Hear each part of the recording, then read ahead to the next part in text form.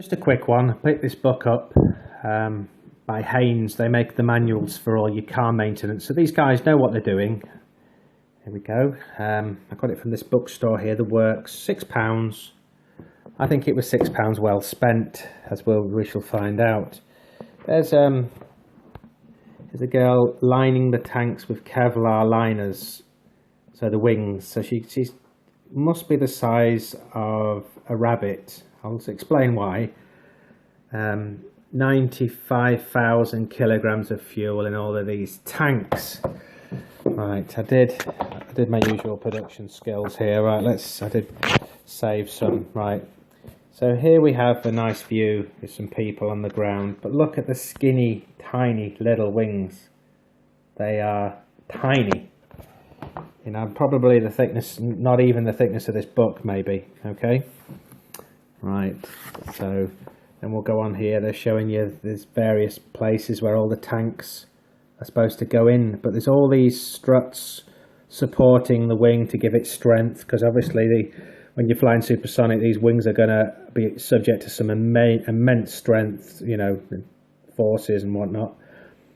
But then also you've got to put room for the actual beautiful engines themselves underneath here. And anyway, let's carry on. You can have you can screenshot this at your leisure, or buy the book. You know, I am recommending buying the book because it wasn't expensive.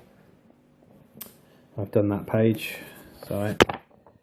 And there's what did it say here? Smoky Joe's. Well, nitrogen oxide. Nitrogen. If you're separating the air, which I'm telling you these engines do, nitrogen oxide will cause this smoking effect. I do believe I read about that. Here's the fuel gauges. Kilograms per hour. That's how you could measure airflow, yeah? Okay. Another gauge here. PSI. That's how you measure pressure of air in your tyres. Here's some more. Sorry about this light, it's not great. Here's showing you the tiny, thin. Look how thin those wings are, yeah? And there's the engine. You can crawl inside that bit, but that bit you're not going to crawl inside there. And what I'm saying to you, that picture was faked. More pictures. I mean, it's a marvel of engineering, an absolute marvel. Excuse me.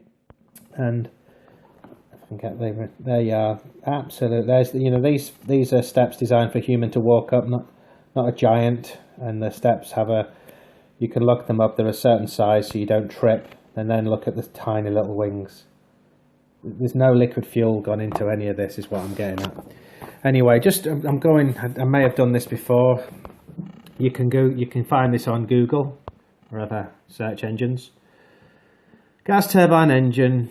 Sorry, the gas turbine is an internal combustion engine that uses air as the working fluid. The engine extracts chemical energy from the fuel and converts its mechanical energy using the gaseous energy. So the chemical energy is the gaseous energy, or the working fluid, which is the air. Down here, a large mass of air must be supplied to the turbine in order to produce the necessary power. The mass of air is supplied by the compressor, which draws the air into the engine and squeezes it to provide high pressure air to the turbine. Now, I'm just going to read this next bit, because this is the crux of it to me. Right, if the compressor and turbine were 100% efficient, the compressor would supply the air needed by the turbine. At the same time, the turbine would supply the necessary power to drive the compressor.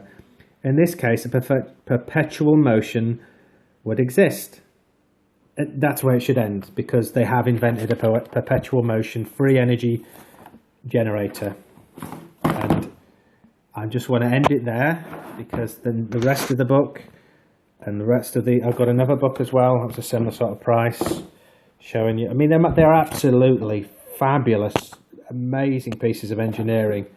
But unfortunately, you get people like that don't want you to know, because they're very highly paid, and it was an elitist thing to become a pilot. There was jokes, Jeff in the RAF and Tally-Ho boys and all that in the day, because the elite, I mean, they were showing you these ridiculous things.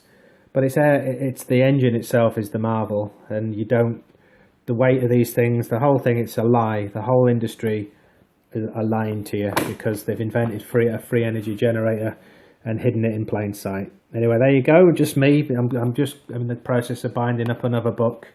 I'm binding these up for myself, or when I get a chance in the future to sit down and read them, or maybe for my children to read them if they're interested in it. I'm not going to force them, but you know, it's nice to have the reference material before it disappears from existence.